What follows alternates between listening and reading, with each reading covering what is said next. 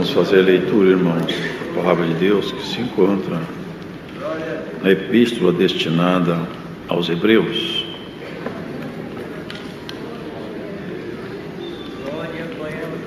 Glória ao teu nome, Senhor. Passamos a leitura no capítulo de número 12.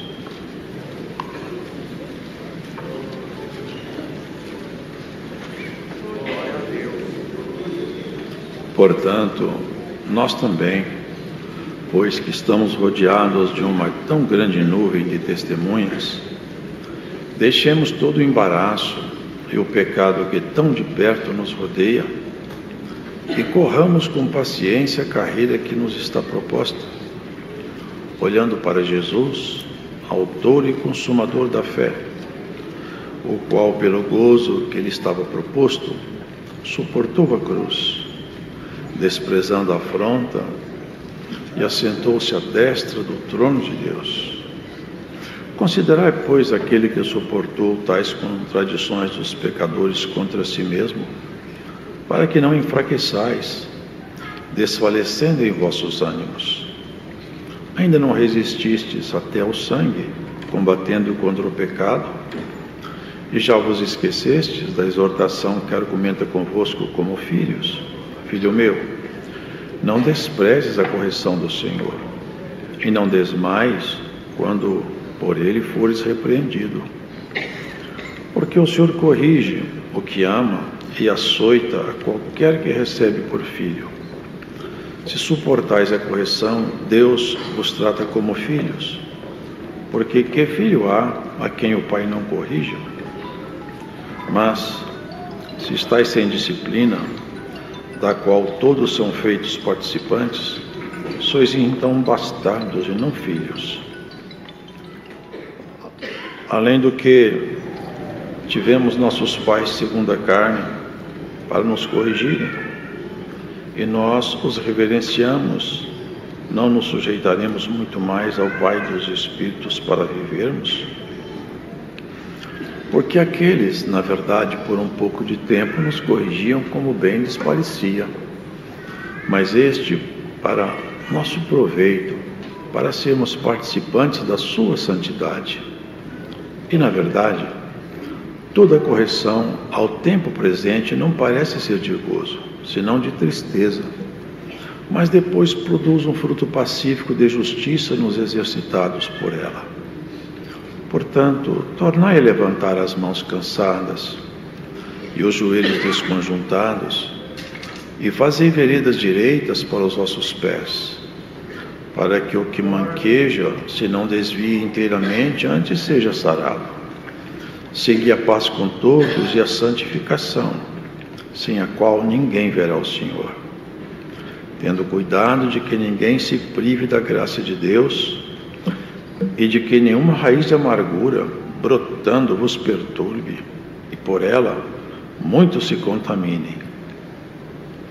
E ninguém seja fornicário, ou profano como Esaú, que por um manjar vendeu o seu direito de primogenitura, porque bem sabeis que, querendo ele ainda depois herdar a bênção, foi rejeitado, porque não achou lugar de arrependimento, ainda que com lágrimas o buscou.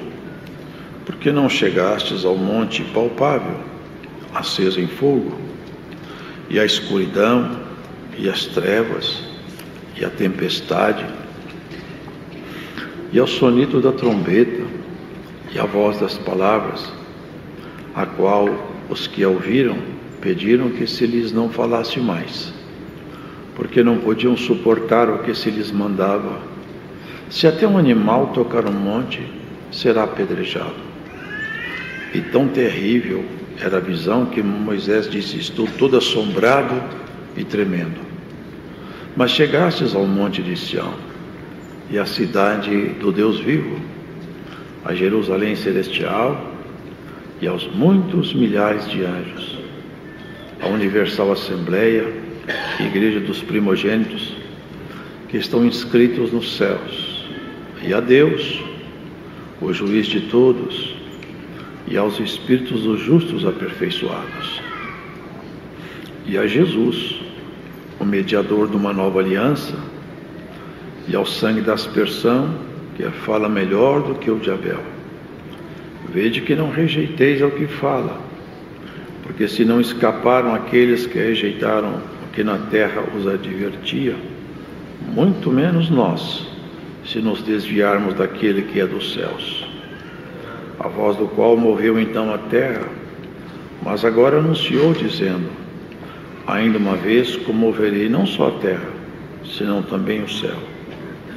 E esta palavra, ainda uma vez, mostra a mudança das coisas móveis como coisas feitas, para que as imóveis permaneçam, pelo que, tendo recebido um reino que não pode ser abalado, retenhamos a graça, pela qual sirvamos a Deus agradavelmente com reverência e piedade, porque o nosso Deus é um fogo consumidor. Amém.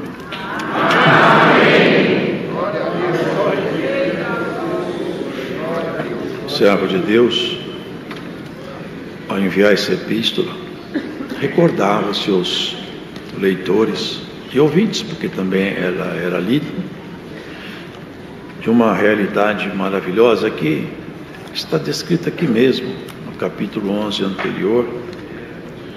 Aqui fala de Abel, de Enoque e de tantos homens. Ele fala, portanto, nós também, pois que estamos rodeados de uma tão grande nuvem de testemunhas, deixemos todo o embaraço e o pecado que tão de perto nos rodeia e corramos com paciência a carreira que nos está proposta. Aqui ele faz memória de Abel, Abraão, Isaac, Jacó, Moisés, Enoque, trasladado vivo, porque alcançou um testemunho que agradou a Deus. Elias, levado no redemoinho aos céus. Eliseu, Daniel. Ele fala, olha, presta atenção, há uma grande multidão de testemunhas e nós estamos rodeados por elas. Por quê? Elas têm muito a ver conosco, porque eles creram em Deus como nós, eles eram humanos como nós. Elias era um homem semelhante a nós, sujeito às mesmas paixões, sentimentos, só que ele firmou-se no Senhor com tamanha segurança que ele fez prodígio em nome do Senhor.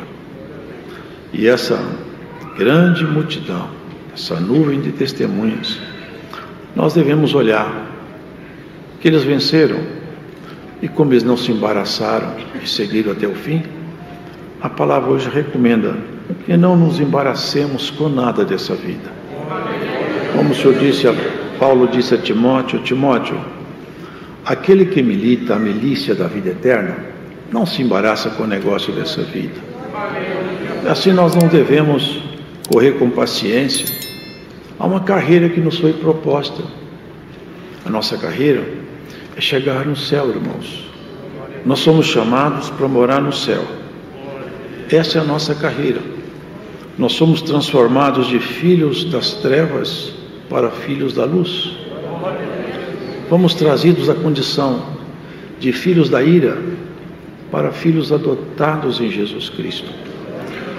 Por isso, qualquer dificuldade que a gente tenha, paciência é ciência dos santos. Quem sabe esperar, sempre alcança. Quando a pessoa perde a paciência, ele pode não alcançar. Mas ele tendo paciência, ele sempre vai alcançar.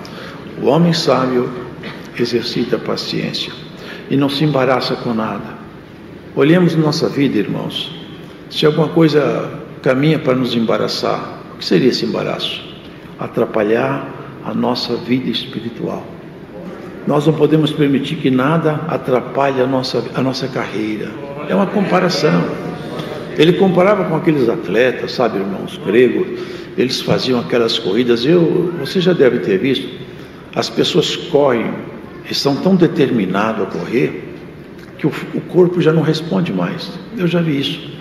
As pessoas estão na reta de chegada, mas o corpo já não consegue responder comandos, ele está exaurido, exausto.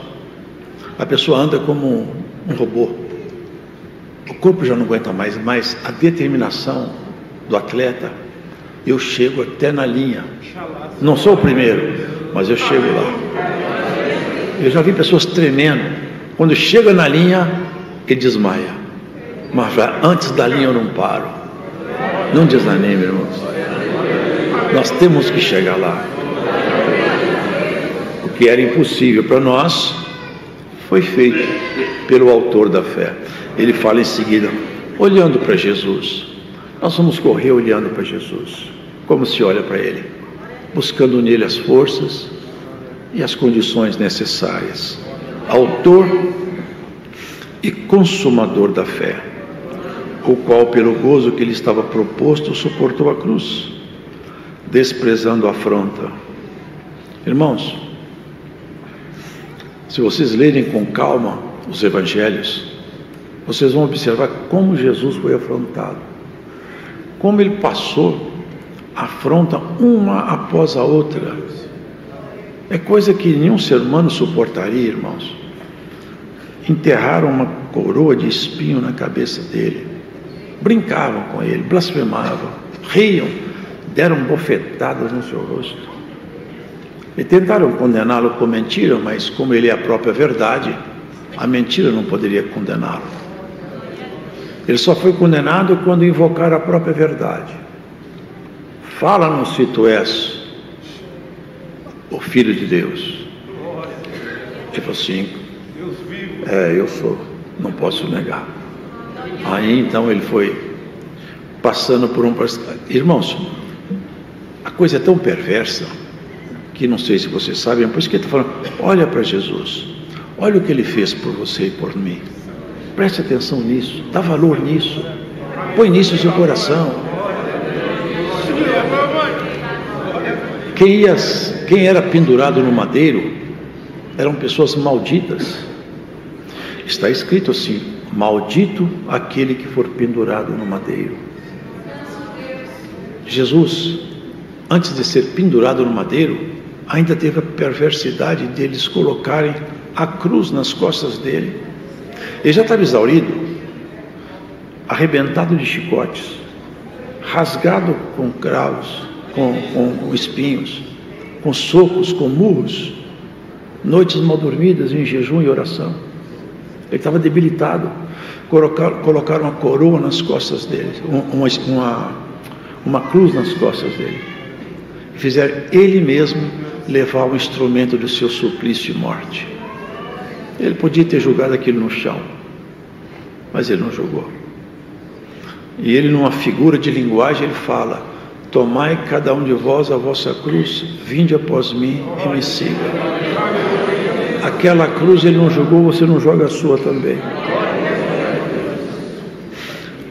Olhar para Jesus, olhar para Ele, autor e consumador da fé. A fé custou muito caro, irmãos. A fé custou muito caro. Ele chegou a cair e a cruz caiu sobre ele. Ele estava tão debilitado que pegaram um homem de Cirene e falaram, ajuda ele, pai de Rufo, ajuda ele a carregar. Levaram ele até a cruz, rasgaram seus braços, suas mãos com cravo, seus pés cravados na cruz. E lá na cruz ele zombava dele outra vez.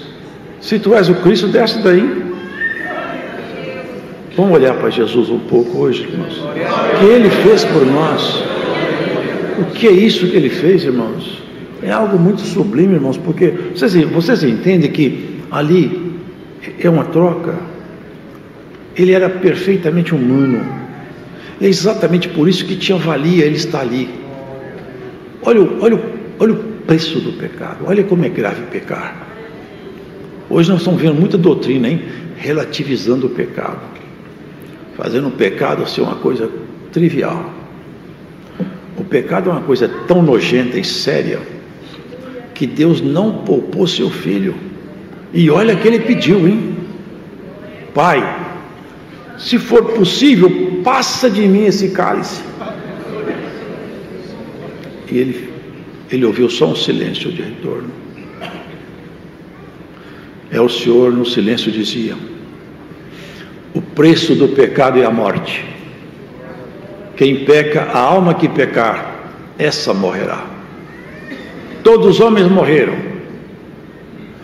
Agora, um homem morre por todos, sem mancha, sem mácula, sem pecado, puro e incontaminado. Por isso que ele podia, ali na cruz, representar uma multidão incontável. Como cantamos no hino hoje: salvou-se uma multidão pela obra que ele fez. Ainda é comovente ver ele todo rasgado lá em cima na cruz, olhar para baixo e ter a calma de dizer: Pai, perdoai-os, eles não sabem o que fazem. A falta de compreensão, de luz. Irmão, essa maldição era nossa. E não é só de cruz, porque essa de cruz ainda não era tudo. Nós íamos descer até as partes mais baixas dos abismos. Olhai para Jesus, autor e consumador da fé. Foi assim que ele conquistou a nossa liberdade. Todo mal, todo castigo que o pecado requer, e Deus não relativiza as suas ordens. Preciso de castigar o pecado com a morte, e tem o preço que a morte traz. Ali na cruz, Jesus estava trazendo sobre ele todos os nossos pecados. Os pecados nossos não entraram nele. Jesus não se contaminou em momento nenhum. Jamais pecado entrou nele. Aquilo ali, sabe o que era? Foi a ele cobrado o pecado nosso. Ele pagava o nosso pecado. Por isso que fala: corra para a carreira que está proposta para você. Dá valor nessa obra que Jesus fez, tão maravilhosa, tão santa, tão pura, que nos transformou, irmãos, de seres naturais para filhos adotados. Nós somos filhos de Deus. Nós não éramos filhos, agora nós somos filhos. Suportou a afronta, desafiavam ele. Suportar afronta é só para quem conhece Jesus, porque o homem natural não suporta afronta. Ele devolve a afronta com outra afronta. Mas quem conhece Jesus devolve a afronta com paciência e põe-se na mão de Deus todas as causas, e Deus as resolverá. E se alguma afronta chegou até você, deixa na mão do Todo-Poderoso.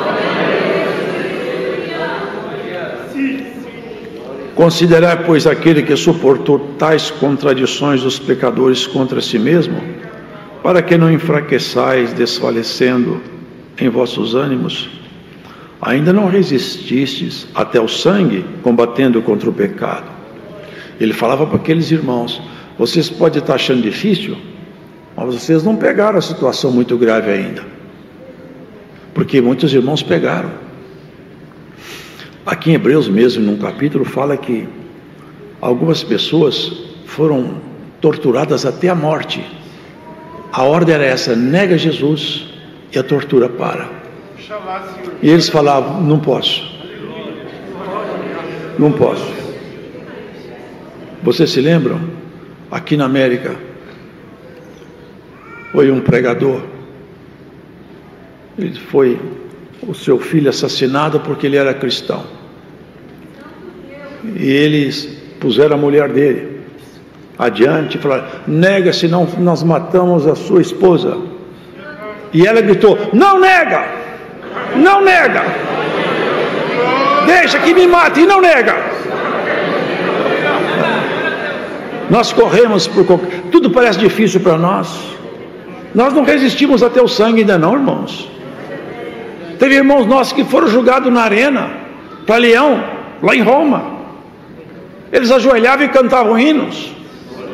a ponto dos imperadores se incomodarem. Esses homens cantam aí na hora de morrer. Glórias a Jesus. Recebe por essa palavra o peso, o valor dessa caminhada sua que está proposta. Não desanima, não corra da guerra, não ache difícil porque está fácil. A obra já foi realizada na cruz. Ali parecia que tudo terminou e tudo começou, porque nunca, jamais, porque Jesus ressuscitou, mas outros também já ressuscitaram. A diferença é que Jesus, ele não foi assassinado pela sua fraqueza, ele se fez fraco por nós, ele se deixou matar. Ele falou: ninguém toma minha vida de mim, eu mesmo a dou e torno a tomá-la de volta. Glórias ao Senhor. E morto, ele ressuscitou para nunca mais morrer. A morte foi tragada na vitória. Na morte de Jesus, acabou-se o poder da morte para a igreja. É o fracasso do inferno na vida sua, acabou ali. O fracasso do inimigo está ali cravado na cruz e hoje proclamado na congregação. Bendito seja Jesus Cristo, nosso Senhor, e essa obra maravilhosa que ele realizou, e ela está de pé até agora, porque ali na cruz já não tem mais nada, porque a cruz acabou-se, ninguém sabe onde ela está. Mas a cruz, que ela simboliza o sacrifício que ele fez, se levanta diariamente para justificar cada um de nós. Jesus morto?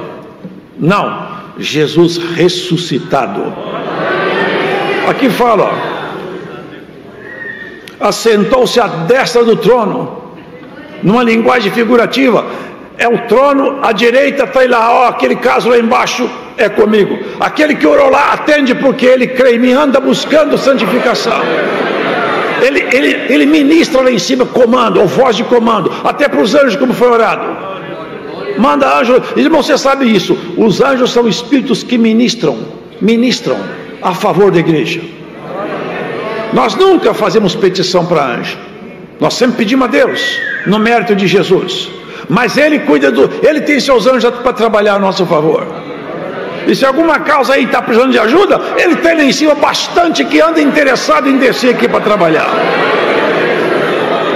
O céu nunca teve crise no céu.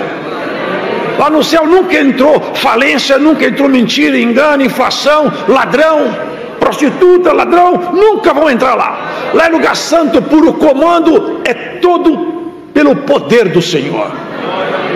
Aqui na terra é uma bagunça só. Cada canto que se vê, só se vê a miséria. É o pecado, é a mentira, é o engano, é o choro, é o lamento. Ainda ontem o irmão estava contando a vida dele para mim. Largou ele com os seus irmãos, com sua mãe, saiu de casa, abandonou, vendeu a casa, viveu debaixo das pontes, dos viadutos, muitos anos, até ser transformado pelo Espírito Santo. E hoje ele também está militando na milícia da vida eterna.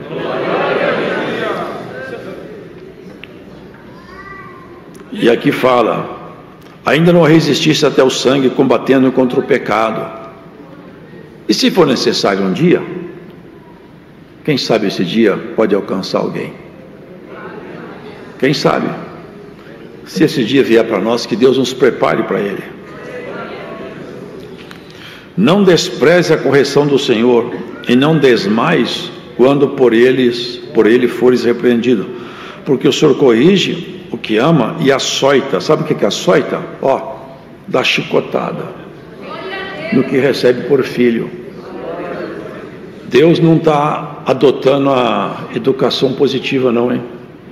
Essa educação moderna em que o menino não apanha, Deus não adotou não, ele taca o couro nos filhos dele. Filho de Deus toma os coros do jeito que Deus quer, dá umas esfregadas nele aqui e acolá, até ele aprender o caminho certo. Se você suporta a correção, você é filho de Deus. Olha como é sério isso, irmãos. Como é sério isso. Se suportar essa correção, Deus os trata como filhos. Porque que filho há quem o pai não corrija? Mas se estáis sem disciplina, da qual todos são feitos participantes, sois então bastardos e não filhos. Vocês percebem isso aqui? Quem não aceita a correção da palavra, Deus não o tem por filho. É bem diferente desse evangelho que nós estamos vendo propagar por aí, né? Você pode viver do jeito que você vier aqui, você já está salvo, você vai entrar no céu. Cada um que cuide, irmão. A fé já nos foi dada na cruz e o perdão está pronto para nós. Nós não podemos desprezar o que nos foi dado, senão nós seremos como o cão que volta ao vômito, como a porca que volta despojador da lama. E se não aceitamos a correção, Deus não nos chama mais de filhos. Mas como nós aceitamos, nós vamos continuar como filho dele.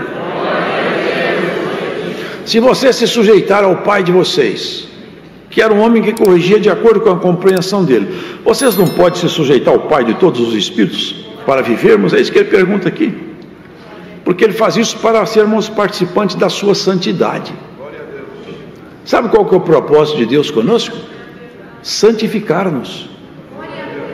Santificar-nos. Tirar de nós tudo que é carnalidade, tudo que é coisa humana decaída, e aos poucos colocar as coisas elevadas. Esse é o propósito dele, nos santificar. Ser santo, numa linguagem bem simples, é ficar parecido com Jesus. Isso é ser santo. Tornai a levantar as mãos cansadas e os joelhos desconjuntados. Aqui mostra uma pessoa bem debilitada, né? Os joelhos já estão desconjuntados, já não consegue ficar firmado de pé. Aí o Senhor fala: levanta as mãos aos céus e fala: Senhor, me ajuda, que meu joelho está desconjuntado, mas eu vou para aquela caminhada, a carreira proposta. Eu não vou parar.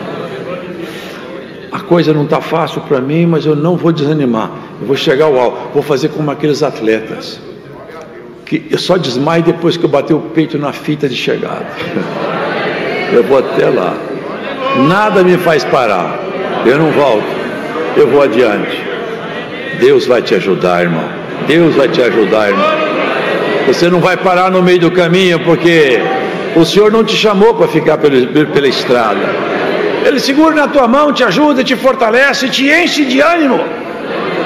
Ele faz aparecer ânimo onde não tem, faz brilhar a luz no meio da escuridão. E nessa pregação, hoje o Espírito de Deus fará brilhar no teu coração a luz da esperança, a virtude que te faz andar mais um pouco. Elias comeu um pão e uma água, andou 40 dias. Com esse pão e com essa água você vai andar até chegar lá na fita de chegada, na porta do céu.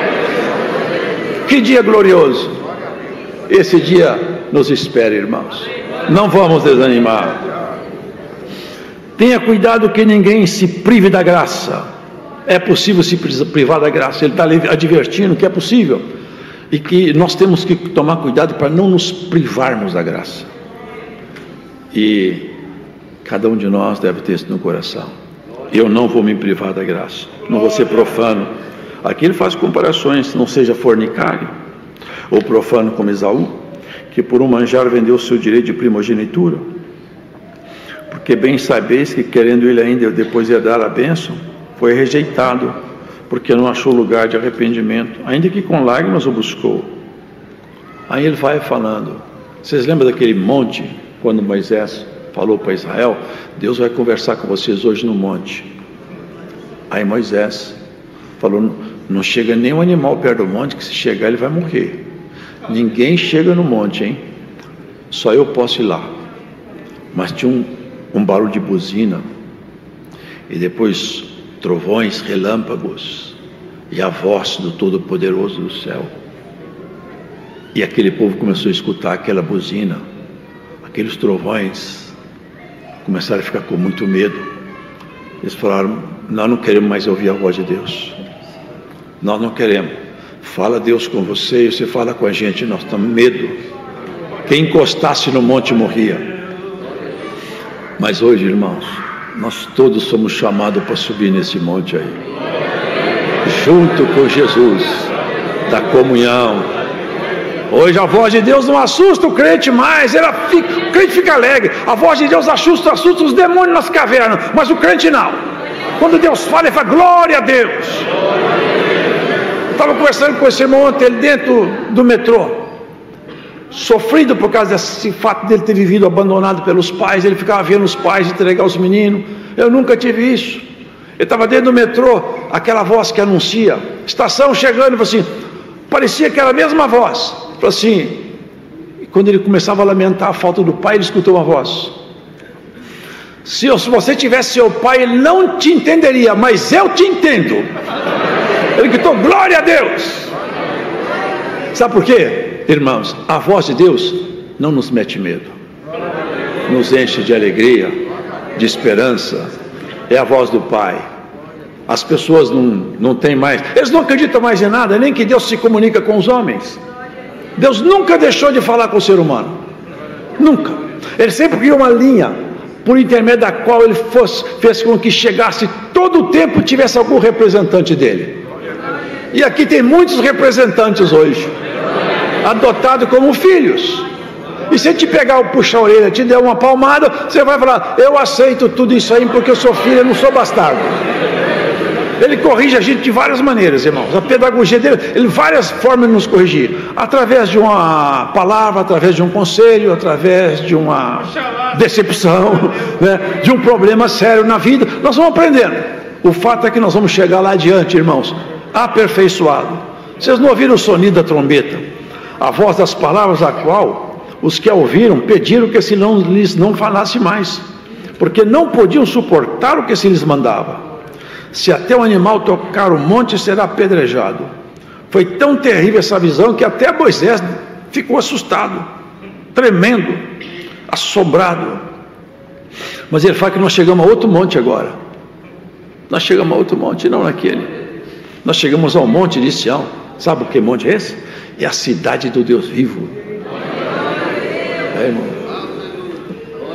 a celestial Jerusalém, aos muitos milhares de anjos, a universal assembleia dos primogênitos que estão inscritos nos céus, e a Deus, o juiz de todos, e aos espíritos dos justos aperfeiçoados.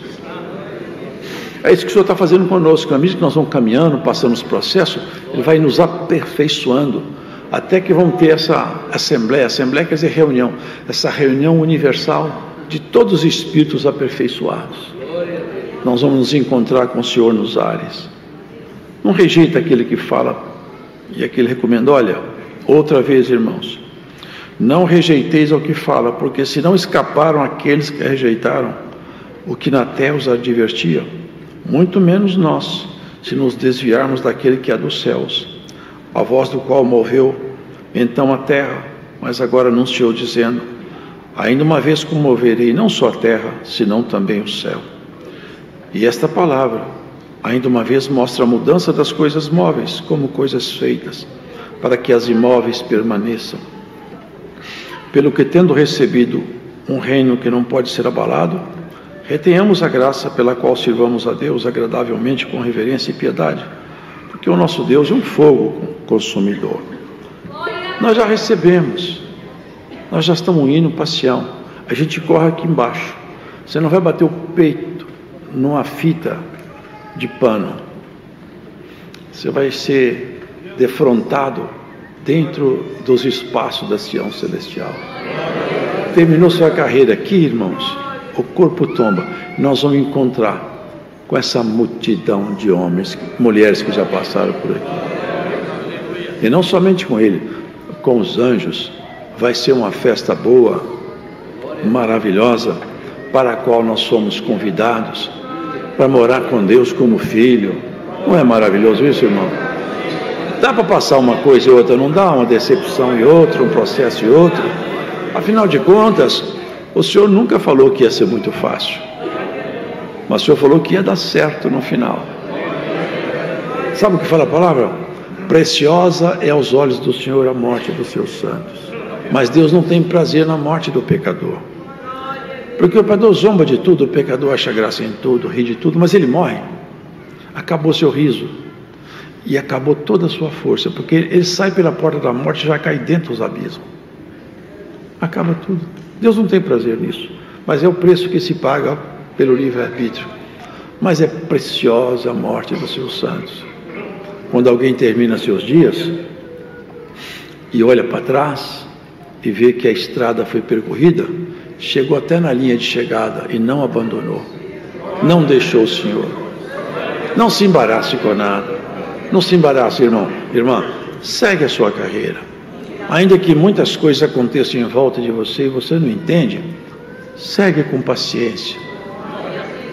As nuvens, elas às vezes encobrem alguma coisa, mas quando o sol se levanta e o vento sopra as nuvens, fica tudo claro.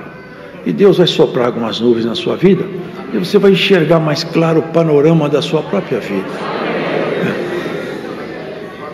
Com a morte de Jesus Cristo, tanta mudança aconteceu. Quando Ele ressuscitou, que glória, que coisa maravilhosa. Seus discípulos ficaram tão contentes, foram tão felizes, eles reunidos, todo mundo com medo. De repente, Jesus se pôs entre eles. Paz seja convosco. Um olhando para o outro, é Ele, é Ele. Só que ele já tinha aparecido antes e Judas não acreditou. E o Senhor Jesus, claro, escuta tudo.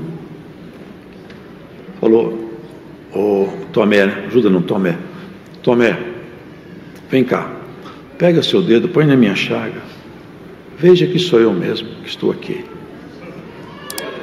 Ele abaixou-se e falou: Senhor meu e Deus meu, me perdoem. Que coisa feliz, que dia feliz. Mas, irmãos, vocês já pensaram quando agora o Senhor voltar pela segunda vez? Que dia feliz vai ser. Que dia feliz. Você não fica contente de saber que esse dia vai te levar lá para Sião? Você não vai mais sofrer. Não fica com medo da velhice, não fica com medo de doença, não. Lembra isso? Quando vier o Senhor, nós estaremos felizes para sempre. Vai na sua carreira, faz igual atleta cristão, a perna está desconjuntada, vai andando trôpego como alguém, até quem olha parece que ele embriagou-se de tão trôpego que anda. Ele anda para cá, para lá, já não tem força no corpo, mas o coração fala: eu não desisto, eu chego lá. Olha, irmão, por essa palavra o ânimo de Deus vai te pegar. Você vai receber o ânimo, receba o ânimo do Deus Todo-Poderoso em você. Deus seja louvado.